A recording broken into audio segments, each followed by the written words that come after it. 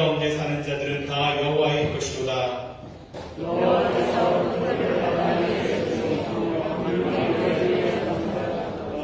여호와의 산에 오를 자가 누구며 그의 거룩한 곳에 설 자가 누구인가?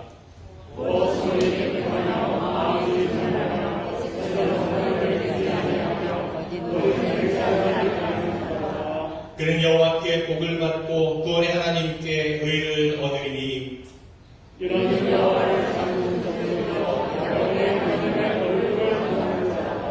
문들아 너희 머리를 들치어다. 영원한 문들아 뚫릴지어다. 영광의 왕이 들어가시리로다.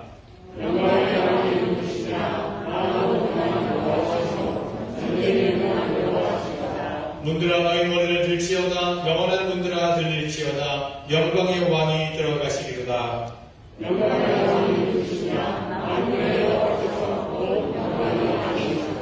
아멘. 사도신경으로 우리 믿음의 고백을 올려드리겠습니다. 전에 가사 주들 만드신 하나님 아버지를 내가 믿사오며 그 외아들 우리 주 예수 그리스도를 믿사오니 이는 성령으로 잉태하사 동정녀 마리아에게 하시고 본디오 빌라도에게 고난을 받사 십자가에 못 박혀 죽으시고 장사한 지 사흘 만에 죽은 자 가운데서 다시 살아나시며 하늘에 오르사 전능하신 하나님 우편에 앉아 계시다가 저희로서 산 자와 죽은 자를 심판하러 오시리라. 성령을 믿사오며 거룩한 공의와 성도가 서로 교통하는 것과 죄를 사하여 주시는 것과 몸이 다시 사는 것과 영원히 사는 것을 믿사옵나이다. 아멘.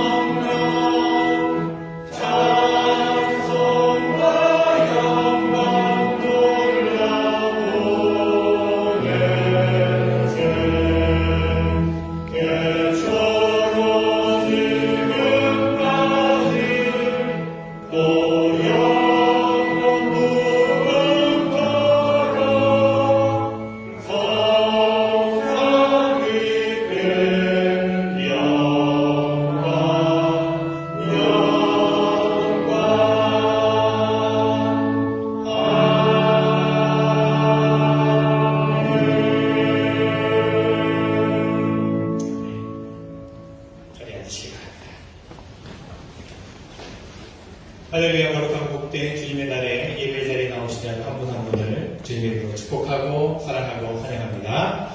한 주 못 뵀는데 너무나 다시 뵈니까 너무 반갑습니다. 너무 기쁘고 너무 반갑습니다. 제가 와보니까 영어 예배도 그렇고 분위기가 좀 이렇게 좀 가라앉아 있는 것 같아요. 왜 그런가 했더니 아프신 분들이 많더라고요. 하와이 지금 감기가 돌아와요. 감기가 유행인 것 같아서 날씨 때문인지. 그래서 오늘도 몇 분에게 연락을 받아서 오늘 제가 아파서 못 가겠습니다. 그런 분들이 많이 계셨는데 여러분 그럼에도 또 이 예배 자리를 또 함께 하시고 지켜주신 여러분, 또 영상으로 또 아프시지만 가정에서 예배 드리신 모든 분들 주님께서 주시는 은혜와 평안과 축복이 그곳에 그 자리에 가득하기를 바랍니다. 여러분 다시 한번 축복하면서 서로 한번 인사 나누겠습니다. 사랑합니다. 축복합니다. 감사합니다. 이렇게 함께 예배할 수 있으니 너무나 기쁨이고 또한 감사합니다. 교회 소식을 나누도록 하겠습니다. 계속해서 안전한 예배를 위해서 협력해 주시고요. 여러분 자유롭게 판단하시되 그래도 다른 분들의 또 안전을 생각해서 여러분 또 주의해 주시기를 부탁을 드리고 항상 발을 체크해 주시고 또 손 소독해 주시기를 부탁을 드리겠습니다. 온라인 영상 예배는 계속해서 진행이 되겠습니다. 대학성경 통독하고 있습니다. 통독 다 맞추시고 통독표를 제출해 주신 분이 한 8분 정도 계세요. 아직 한 3분의 2 정도 지나고 3분의 1 정도 우리가 남았는데 벌써 다 마치고 주신 분도 계시지만 계속해서 또 동참하시고 참여해 주시기를 바랍니다. 오늘 속장 모임 갖도록 하겠습니다. 속장님들께서 오늘 식사하신 다음에 잠깐 짧게 우리 교육관에서 모임을 갖도록 하겠습니다. 각 가정에 졸업하는 자녀들 있으시면 페이스부터 대학교까지 명단을 사무실로 알려주시면 저희가 하루 시간을 정해서 함께 축복하고 축하하는 그런 시간 갖도록 하겠습니다.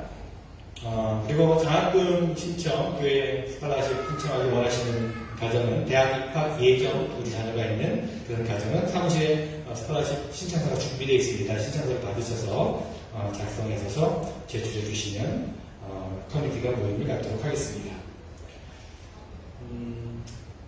올리브교회 한글학교 여름학기가 6월 첫 번째 토요일이죠. 6월 4일부터 시작이 돼서 8주간 동안 진행이 됩니다. 여러분 한글학교 여름학기를 위해서 기도해 주시고 자세한 문의는 우리 임숙현 집사님이나 우리 교회 사무실로 해주시면 되겠습니다.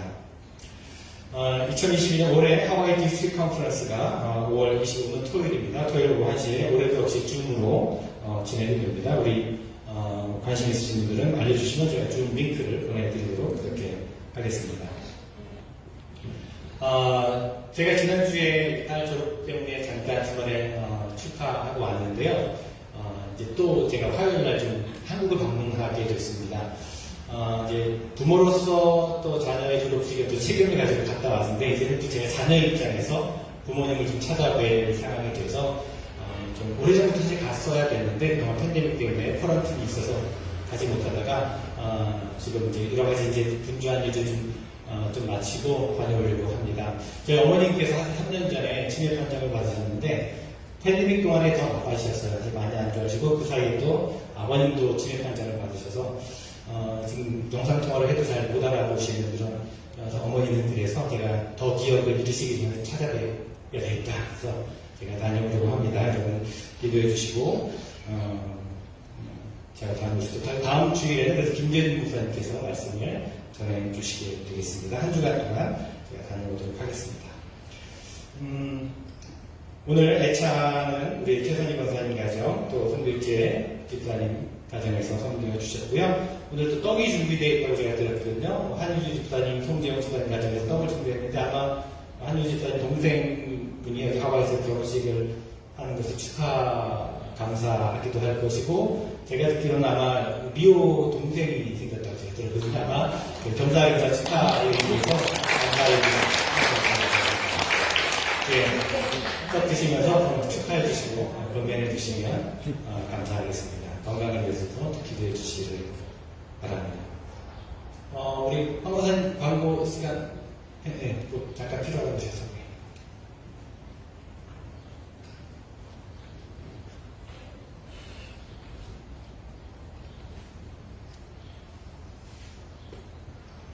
우리 목사님께서 이제 한국 가시게 됐는데요. 우리 볼드모님을 통해서 저희 조금 사랑과 정성을 좀 모았습니다.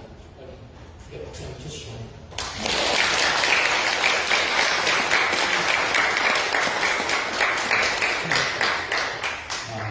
매번 신경이 감사한데 저 혼자 가족과 같이 가면 좋은데 혼자 다녀오는 거에 대해서 조금 가족들한테 미안하기도 하고 또 여러분 또 한 주간 또 길게 돼서 죄송하기도 하는데 기도해 주시면 제가 다녀와서 또 인사드리도록 그렇게 하겠습니다. 감사합니다. 우리 허정희 목사님께서 대표 기도를 드려주시겠습니다.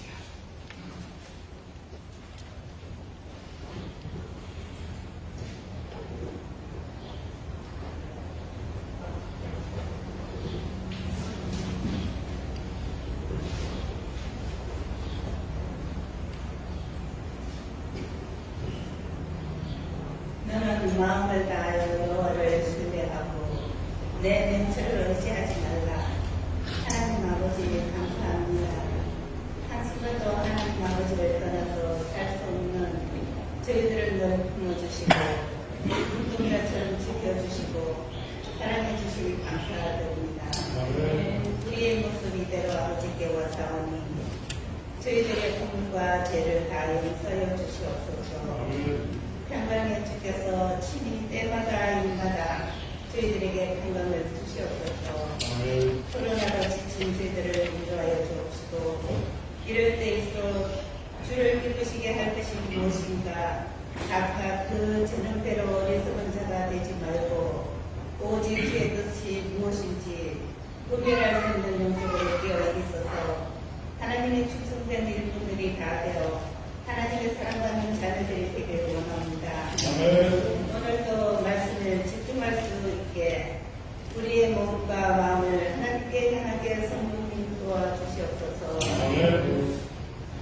말씀을 깨어나실 김대순 목사님 하나님께서 늘 강건함을 주옵시고 성령의 충만함을 주시옵소서.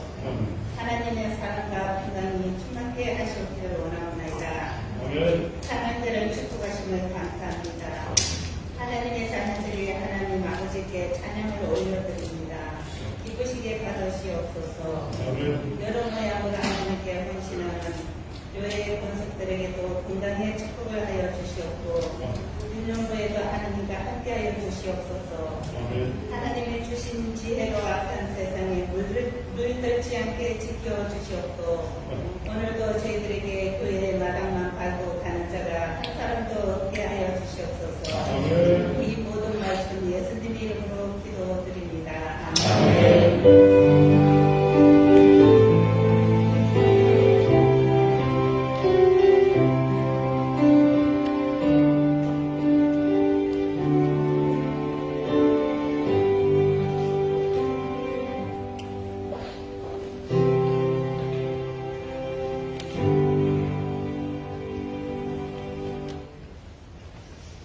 오늘 우리 시간의 말씀은 로마서 말씀입니다. 로마서 말씀 다시 돌아가는데요. 로마서 14장 1절부터 12절까지 말씀 보겠습니다. 로마서 14장 1절부터 12절까지 말씀. 하나님의 말씀을 올려드립니다. 믿음이 연약한 자를 너희가 받되 그의 의견을 비판하지 말라. 어떤 사람은 모든 것을 먹을 만한 믿음이 있고 믿음이 연약한 자는 채소만 먹느니라. 먹는 자는 먹지 않는 자를 업신여기지 말고 먹지 않는 자는 먹는 자를 비판하지 말라. 이는 하나님이 그를 받으셨습니다. 남의 하인을 비판하는 너는 누구냐? 그가 서 있는 것이나 넘어지는 것이 자기 주인에게 있음에 그가 세움을 받으리니 이는 그를 세우시는 권능이 주께 있습니다. 어떤 사람은 이 날을 전날보다 낮게 여기고 어떤 사람은 모든 날을 같게 여기나니 각각 자기 마음으로 확정할지니라. 나를 중히 여기는 것도 주를 위하여 중히 여기고 먹는 것도 주를 위하여 먹으니 이는 하나님께 감사하며 먹지 않는 자도 주를 위하여 먹지 아니하며 하나님께 감사하느니라. 우리 중에 누구든지 자기를 위하여 사는 자가 없고 자기를 위하여 죽는 자도 없도다. 우리가 살아도 주를 위하여 살고 죽어도 주를 위하여 죽나니 그러므로 사나 죽으나 우리가 주의 것이로다.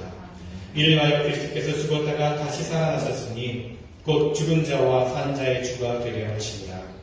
내가 어찌하여 내 형제를 비판하느냐? 어찌하여 내 형제를 업신여기느냐? 우리가 다 하나님의 심판대 앞에 서리라. 기록되었을 때 주께서 이르시되 내가 살았노니 모든 무릎이 내게 꿇을 것이요 모든 혀가 하나님께 자백하리라 하였느니라. 이러므로 우리 각 사람이 자기 일을 하나님께 짓고 하리라.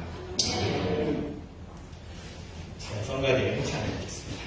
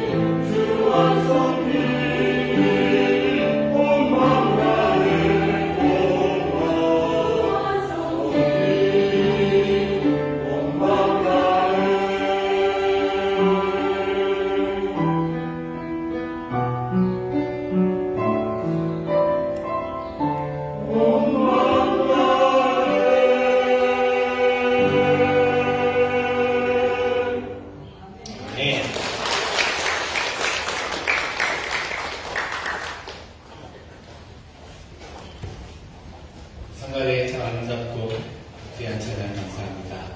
새 복의 찬양을 이렇게 이어서 이렇게 나눠주시니까 그래서 온 마음 다해 메들리네요, 제목이. 그리고 또 정말 온 마음을 다해서 메들리를 찬양을 올려드려서 기쁘고 감사합니다. 아마도 제가 보니까 성가대도 오늘 아프신 분이 서너 분 계셔서 못 나오셨는데 그럼에도 온 마음 다하여 찬양하는 이 찬양이 얼마나 힘이 있고 은혜가 되는지 모릅니다. 다시 한번 감사를 드립니다. 네, 말씀드렸듯이 제가 지난주에는 큰아이 대학 졸업식에 참여한다 함께 예배하지 못했습니다.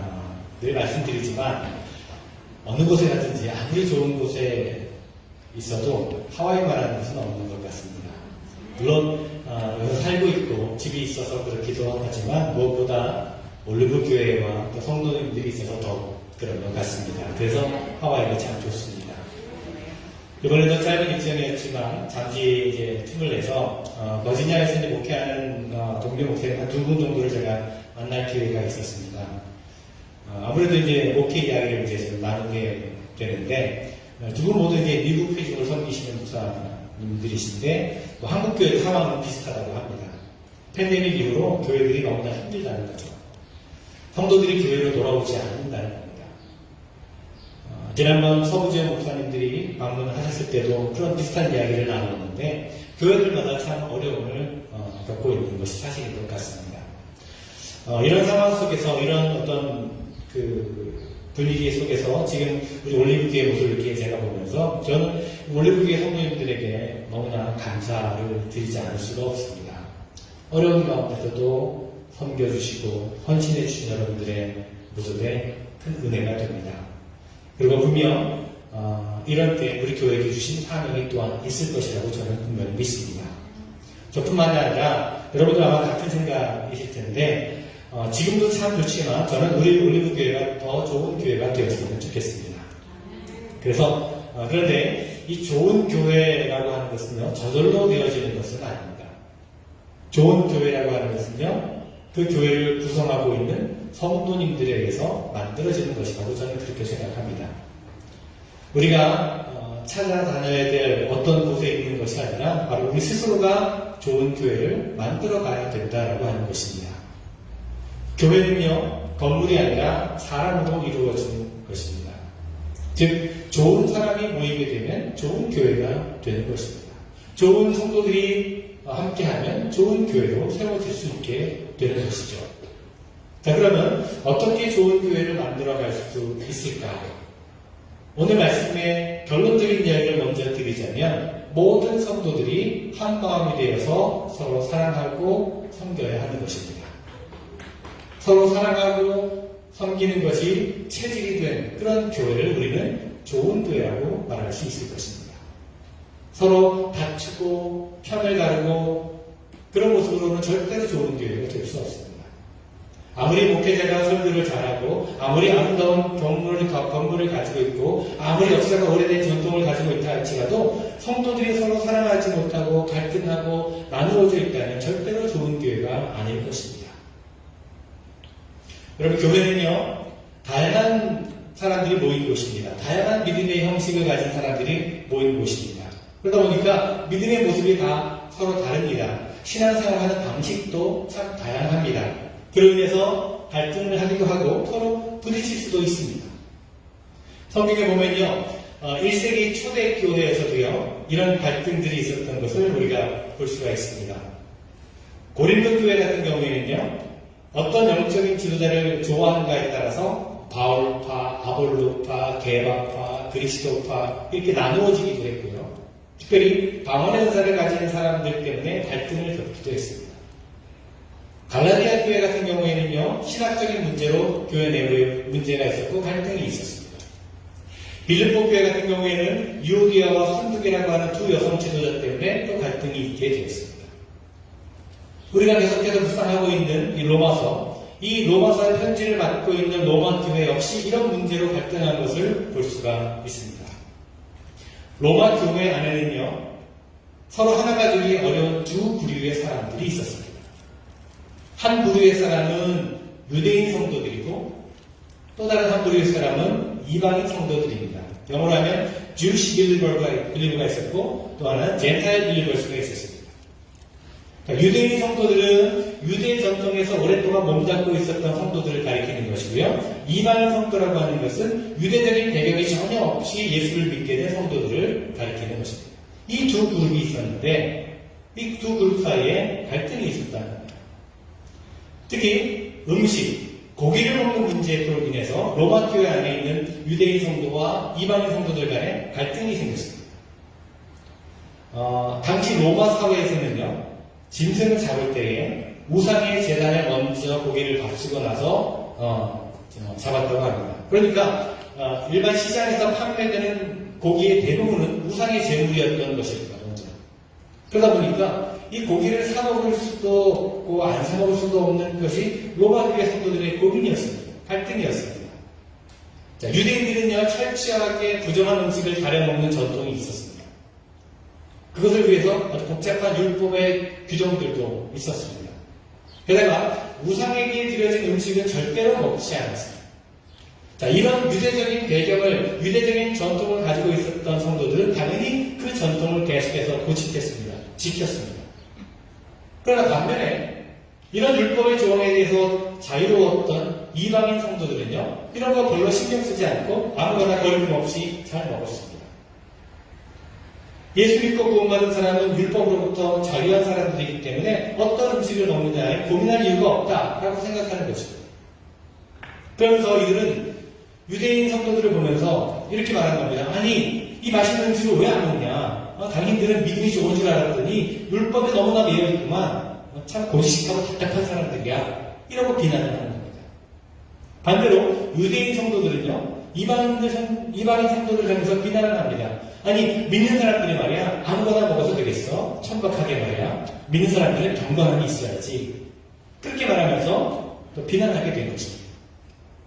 자, 이렇게 서로 비난하고 비판을 하게 되었습니다. 사도 바울은요, 이 두 부류의 성도들 사이에서 일어나는 갈등을 은혜롭게 다루기 위해서 로마서 14장과 15장의 말씀을 지금 기록하고 있는 것입니다. 자, 이런 상황에서 사도 바울은 어떤 교훈을 주고 있습니까? 먼저 오늘 본문의 1절부터 3절까지 말씀을 한번 읽어보겠습니다. 다 같이 읽어볼까요? 한 목소리로 읽어보겠습니다. 믿음이 연약한 자를 너희가 받되 그의 의견을 비판하지 말라. 어떤 사람은 모든 것을 먹을 만한 믿음이 있고 믿음이 연약한 자는 채소만 먹느니라.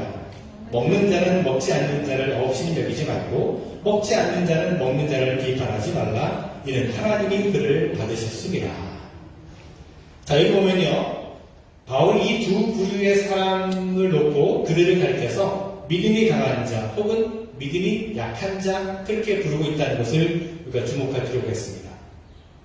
여기서 중요한 것은 바울이 옳은 자, 틀린 자, 맞는 자, 잘못된 자 이렇게 부르고 있지 않다는 겁니다. 맞았다, 틀렸다, 옳다, 그르다 이렇게 말하지 않고 있다는 겁니다. 그들이 다투고 갈등하는 문제가 구원을 받느냐 못 받느냐, 죽느냐 사느냐의 문제가 아니라 단순히 믿음이 강하고 약함에 따라 일어나는 그런 문제로 보았다는 것입니다. 다시 말하자면 그들이 갈등하고 있었던 음식 문제는 본질의 문제가 아니라 비본질적인 문제라는 것입니다. 그렇기 때문에 바울은요, 우선 믿음이 연약한 자를 너희가 받으라 그렇게 말합니다. 그리고 비난하거나 비판하지 말라라고 가르칩니다. 그렇습니다, 여러분. 좋은 교회라면요, 성도들이 서로 받아주고 인정해주는 교회입니다. 믿음이 강한 사람이나 믿음이 약한 사람이나 모두 다 함께 어울릴 수 있는 그런 교회, 누구든지 다 품을 수 있는 교회가 정말 좋은 교회입니다. 예수님께서는요, 늘 죄인들과 함께 어울려서 식사를 하셨습니다. 이것을 본 바리새인들이 예수님을 비판했습니다. 비난했습니다. 저 사람이 항상 죄인들과 함께 한다라고 비난했습니다. 이때 예수님께서 이렇게 대답했습니다. 건강한 자에게는 의원이 쓸데없고 병든 자에게라 쓸데있느니라. 내가 의인을 부르러 온 것이 아니요 죄인을 부르러 왔노라 라고 말씀하십니다. 그런데 여러분, 요즘에 많은 크리스찬들의 모습 속에서 바리새인의 모습들을 보게 될 때가 많습니다. 용납하고 이해하고 받아들이기보다 비난하고 정죄하기가 더 바쁜 그런 크리스찬들의 모습을 보게 됩니다. 교회 안에는요, 다양한 믿음의 사람들이 있습니다. 이제 처음 교회 나와서 예수를 믿는 새 가족이 있는가 하면 수십 년 동안 신앙생활을 한 성도들도 있습니다. 그런데 믿음이 강한 사람들이 새 가족들이 뭔가 잘 모르고 이야기할 때 그거 틀린 말이에요. 알지도 못하면서 그렇게 말하지 말아요. 그렇게 말한다면 어떻게 믿음이 약한 새 가족이 온전하게 세워질 수가 있겠습니까? 믿음이 강한 자들은요, 믿음이 연약한 자를 받아들이고 이해해 주어야 합니다. 사실 우리가 믿음 생활을 할 때 본질이 아니며 비본질적인 문제들이 참 많이 있습니다. 본질적인 것에 대해서, 여러분, 우리가 본질적인 것에 대해서는요, 이 구원의 문제에 있어서는요, 우리가 타협해서는 안 되겠지만, 비본질적인 문제에 대해서는 우리가 넓은 마음을 가지고 믿음이 약한 자들을 이해하고 받아주는 것이 필요합니다. 실제로 있었던 일인데 제가 한번 말씀드릴 수 있는데, 어느 교회가 열심히 교회를 건축했습니다. 그런데 교회를 건축하자마자 교회 안에 갈등이 생기고 분열이 되었습니다. 그 갈등의 원인이 무엇인가 했더니 예배당에 이제 카펫을 깔아야 되는데 카펫을 어떤 색깔로 깔느냐 가지고 싸웠다는 거예요. 예배당에는 전통적으로 빨간색 카펫을 깔아야 된다라고 주장하는 그룹과 아니다, 요즘 트렌드는 파란색이니까 파란색으로 깔아야 된다라고 하는 주장하는 그룹 사이에 결국은 갈등이 생기고 의견이 좁혀지지 않아서 결국 교회가 두 번 나눠지게 됐다는 겁니다. 이게 얼마나 어리석은 일입니까, 여러분? 근데 실제로 그런 비슷한 일들이 많이 일어납니다.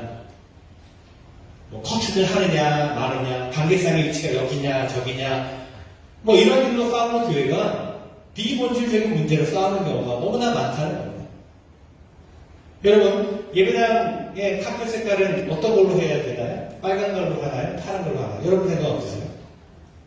그 예배당에 잘 어울리는 걸로 하면 됩니다. 잘 어울리는, 가장 잘 어울리는 색깔로 하면 돼요. 비본질적인 문제입니다. 카펫 색깔이 본질적인 것은 아니지 않습니까, 여러분? 구원받고 못 받는 문제가 아니지 않습니까? 죽고 사는 문제가 아니지 않습니까? 오래전에 어떤 미국 교회에서 싸움이 났는데 한국에 파송된 선교사가 보신탕을 먹었다는 것 때문에 이 선교사를 계속해서 후원할 것인가 말 것인가, 이것을 가지고 교회가 이제 싸우다가 결국 교회가 분열됐다는 얘기 들었습니다. 여러분, 도대체 그게 교회가 갈라질 이유가 됩니까? 그것은 본질적인 것이 아닙니다. 맞습니다. 본질적인 것이 아닙니다. 그래서 얼마든지 자유로울 수가 있습니다. 무엇을 하든지 무엇을 먹든지 우리는요, 본질적인 문제가 아닌 것에 대해서는 자유할 수 있습니다. 자유로울 수 있습니다. 상대방이 어떻게 생각하든지 자유롭게 말하고 행동할 수가 있습니다. 그런데요, 사도 바울은요, 고린도전서 10장에서 이렇게 말을 하고 있습니다. 모든 것이 가능하나 모든 것이 유익한 것이 아니고 모든 것이 가능하나 모든 것이 덕을 세우는 것은 아닙니다. 또 고린도서 8장에서 이렇게 말합니다. 만일 먹는 것이 내 형제를 실족하게 한다면 나는 영원히 고기를 먹지 않을 것입니다. 자, 무슨 말입니까? 공동체를 세우고 공동체의 유익을 구하는 것이 먼저라는 것입니다. 내 믿음과 내 신앙으로는 무엇을 하든지 무엇을 먹고 마시든지 그것이 아무런 벌금이 되지 않는 것이지만, 자유로울 수 있지만, 만약 그것이 공동체에 어려움을 주는 것이라면 조심할 수 있어야 한다는 것입니다. 나에게 있어서는 믿음에 아무런 문제가 되지 않는 것이지만 그것이 누군가에게는 중요한 문제가 될 수 있고 그것으로 인해서 시험을 받을 수도 있다라고 하는 것이죠. 그러므로 조심할 필요가 있다는 겁니다. 그래서 바울은요, 자신은 평생 고기를 먹지 않겠다라고까지 말을 하기도 합니다. 중요한 것은요, 사람을 살리는 것입니다. 중요한 것은요, 서로 비난하지 않고 인정하고 용납하는 것입니다. 중요한 것은요, 공동체를 살리고 공동체의 덕을 세우는 것입니다. 이것이 우선순위가 되어야 합니다. 사단이요, 인간을 타락하기 위해서 아담과 하와에게 먹게 한 것이 선악을 알게 하는 선악과였습니다. 선악과는요, 단순하게 말한다면 이것은 옳고 저것은 틀렸다라는 겁니다. 이것은 좋고 저것은 나쁘다라는 겁니다. 그렇게 말하는 겁니다. 너는 막 나는 맞고 너는 틀리다. 이런 겁니다. 이것이 바로 선악과입니다. 그러니까 선악과를 먹으면 어떻게 됩니까? 싸우게 됩니다. 다투게 됩니다. 이것은 옳고 저것은 잘못됐고 나는 이렇고 너는 저렇고.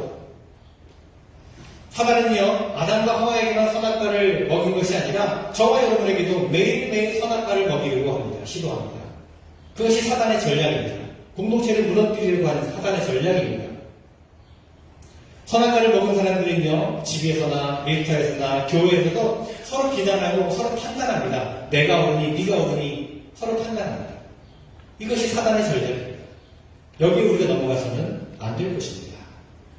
여러분, 우리가 공동체 안에서 서로 인정하고 용납해야 될 이유가 무엇입니까? 그것은 이미 하나님께서 그를 받으셨기 때문입니다. 오늘 3절 말씀의 마지막 부분에 보니까 이는 하나님이 그를 받으셨습니다 라고 말합니다. 하나님께서 그를 받으셨다면 그도 하나님의 자녀입니다. 하나님이 그를 받으셨다면 우리도 그를 용납해야 되는 것이 마땅한 것입니다. 판단하실 분은 하나님이십니다. 우리 눈에 보기에는 그가 잘못한 것처럼 보여도 우리가 그 사람의 주인이 아니라 하나님이 그 사람의 주인이 되십니다. 나하고 생각이 다르고 나하고 믿음의 방식이 다르다는 이유 때문에 그를 정죄하거나 비난해서는 안 될 것입니다. 아멘. 또한 우리가 믿음이 약한 사람을 판단하지 않으려면요, 각자의 소신대로 결정하는 것이 중요합니다. 오늘 5절 말씀을 보면요, 어떤 사람이 이 날을 전날보다 낮게 여기고 어떤 사람은 모든 날을 같게 여기나니 각각 자기 마음으로 확정할지니라. 자, 여기 보면요, 각각 자기 마음으로 확정할지니라 라고 하는 말씀이 나오는데요, 이 말씀은 각각 자기 소신대로 결정하라는 겁니다. 유대인 성도들은요, 안식일과 여러 절기들을 굉장히 중요하게 여겼습니다. 이들은 예수님을 믿고 난 다음에도 이런 절기를 다 지켜야 된다라고 생각을 했습니다. 반면에 이방인 성도들은요, 어떤 날이나 특정한 절기들을 지키는 문제에 대해서 굉장히 자유로웠습니다. 자, 중요한 것은요, 사도 바울은 이 문제에 대해서 어느 한쪽에 서지 않았다는 것입니다. 음식 문제나 날짜와 절기의 문제는 믿음에 따라 다르게 볼 수 있는 문제이기 때문에 서로의 견해를 차이를 인정하면 된다는 것입니다. 그리고 신앙의 양심에 따라서 각자가 결정하고 대처하라고 가르쳐 주고 있습니다. 자기의 신앙의 양심과 성경 말씀에 비추어서 확실히 서는 그대로 행동하라는 것입니다. 비본질적인 문제는 각각 자기의 마음대로 확정한 대로 하면 된다라고 하는 것이죠. 이것이 그리스도인의 자유입니다. 주일날 일이 겹쳤는데 일을 할 것인가, 교회를 갈 것인가, 아니면 예배를 마치고 난 다음에 일을 하러 갈 것인가, 아니면 그냥 쉴 것인가, 이것은 각자가 판단하고 결정할 문제입니다. 주일날 TV를 볼 것인가, 아니면 주일 하루만이라도 TV를 내가 끌 것인가, 성경을 읽을 것인가, 각자 결정한 문제입니다. 직장에서 하는 회식 자리에 참석해서 술을 마실 것인가, 아니면 거절을 할 것인가, 마신다면 어느 정도 마셔야 될 것인가, 각각 신앙의 양심에 따라 결정한 일들입니다. 자기 생각과 다르다고 해서 판단하고 비난하지 말라는 것입니다. 그런데 여러분요, 이런 모든 문제를 다 자기 소신껏 하면 돼 라고 하는 식으로만 만족해서는 안 될 것입니다. 만약 자기의 양심이 기준이 전부라고 생각한다면 잘못될 수 있기 때문에 그렇습니다. 그래서 오늘 6절부터 8절 말씀에 보면 바울이 아주 중요한 한 가지 조건을 이야기하고 있습니다. 한번 우리 같이 읽어볼까요? 6절부터 8절까지 말씀입니다. 나를 중히 여기는 자도 주를 위하여 중히 여기고 먹는 자도 주를 위하여 먹으니 이는 하나님께 감사하며 먹지 않는 자도 주를 위하여 먹지 아니하며 하나님께 감사하느니라. 우리 중에 누구든지 자기를 위하여 사는 자가 없고 자기를 위하여 죽는 자도 없도다. 우리가 살아도 주를 위하여 살고 죽어도 주를 위하여 죽나니 그러므로 사나 죽으나 우리가 주의 것이로다. 아멘. 자, 여기 보면 이 짧은 구절 속에서 주를 위하여, for the Lord, 주를 위하여라고 하는 단어가 무려 5번이나 반복이 됩니다. 하나님의 자녀들은요, 무엇을 하든지 그 동기와 목적이 주를 위하여 하는 것이 되어야 합니다. 그 궁극적인 목표가 주님을 위한 것이 되어야 한다는 말입니다.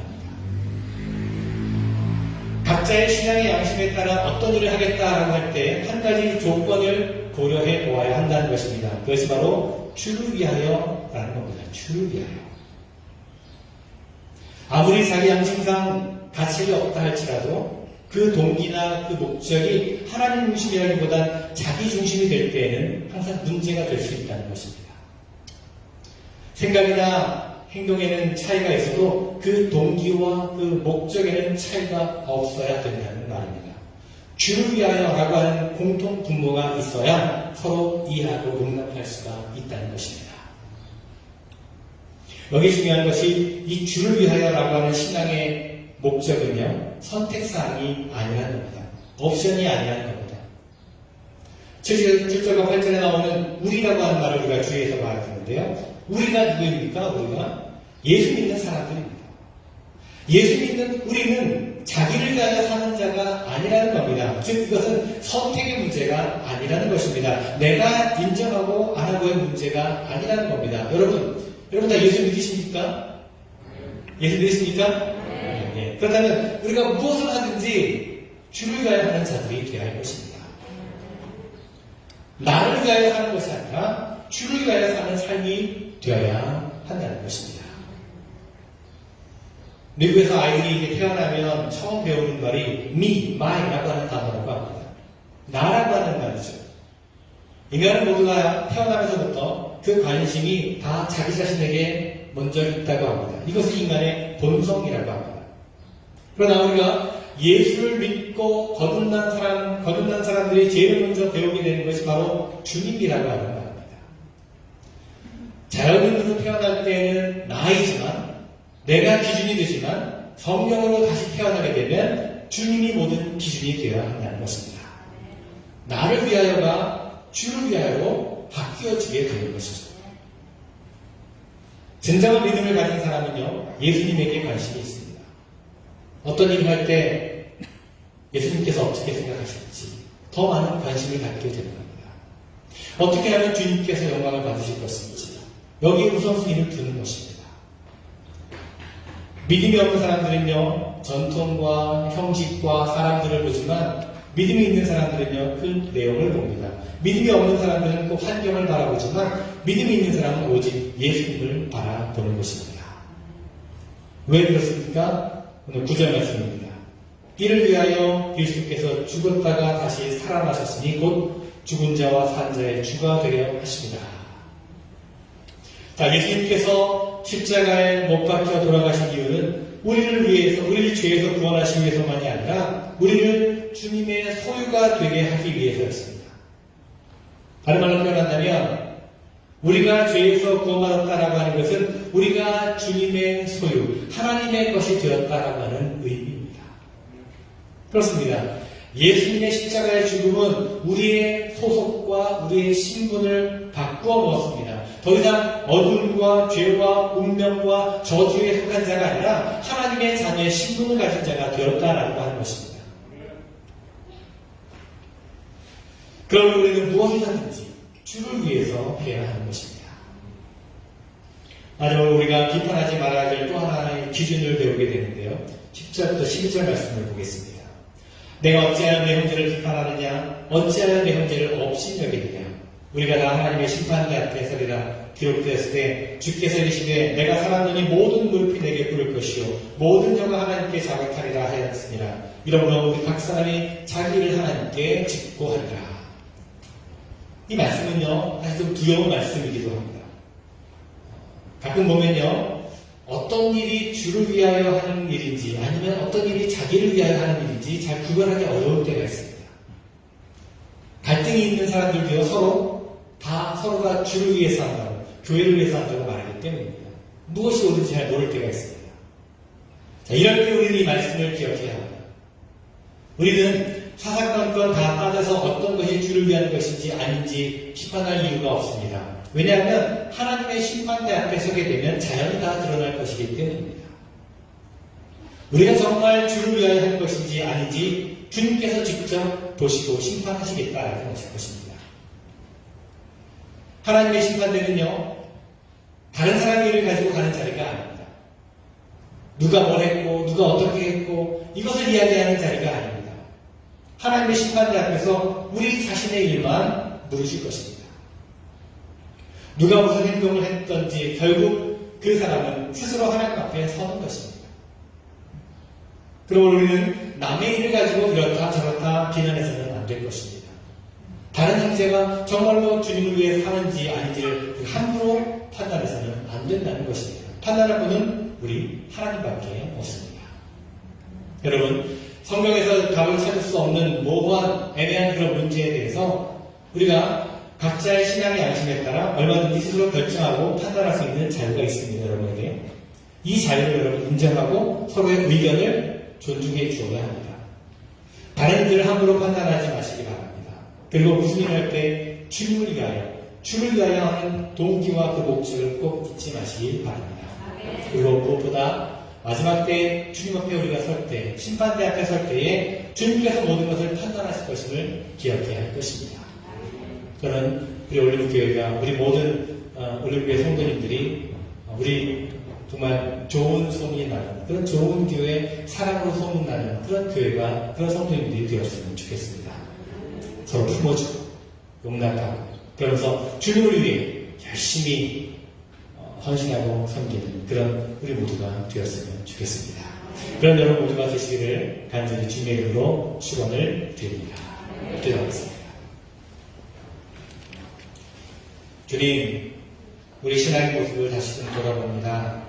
혹 비본질적인 것이 아닌 것에 대해 얽매여 판단하고 비난하고 갈등하고 있는 그런 우리 모습이 있지는 않은지 다시 한번 우리 모습을 돌아보게 됩니다. 바라기는 우리가 믿음의 공동체 안에서 서로 용납하고 인정하며 품어주고 함께 주님을 위해 모든 것을 감당할 수 있는 우리 모두가 되게 하여 주시옵소서. 그러므로 하나님께서 기뻐하시고 하나님께서 원하시는 아름다운 믿음의 공동체, 좋은 교회를 함께 세워가는 우리 모두가 되게 하여 주시옵소서.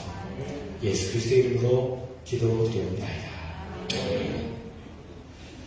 저는 함께 찬송하시겠습니다.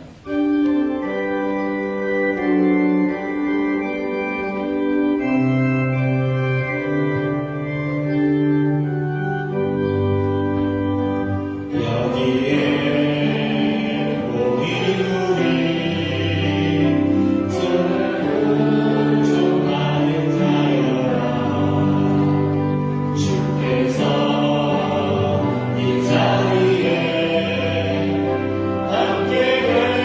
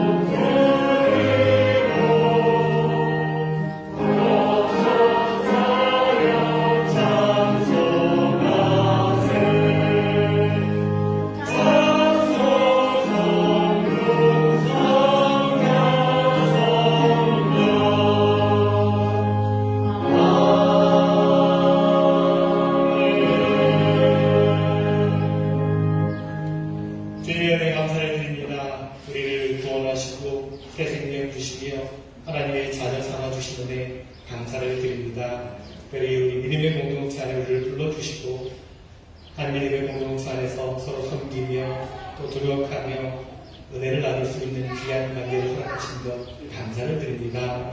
우리가 늘 우리 믿음의 공동체 안에서 서로를 품어주고 인정하고 존중하며 또 용납할 수 있는 서로 사랑하며 협력할 수 있는 우리 모두가 되게 하여 주시옵소서. 모든 것을 주님을 위해서 할 수 있는 저희들 모두가 되게 하여 주시옵소서. 우리에게 허락하신 은혜 다시 한번 기억하고 또 감사의 마음을 담아 이 예물을 드립니다. 기뻐 받아 주시옵소서. 드려진 모든 손길마다 그 삶의 자리마다 하나님께서 더욱더 귀한 것으로 더욱더 아름답고 복된 것으로 채워주시고 여러 가지 간절함과 간구함의 마음을 담아 드리는 예물도 있습니다. 하나님 그 간절한 기도의 제목을 들으시고 응답하여 주시옵소서. 모든 것이 주를 위하여 합력하는 우리의 삶이 되게 하여 주시옵소서. 예수 그리스도의 이름으로 감사하며 기도드리옵나이다. 아멘.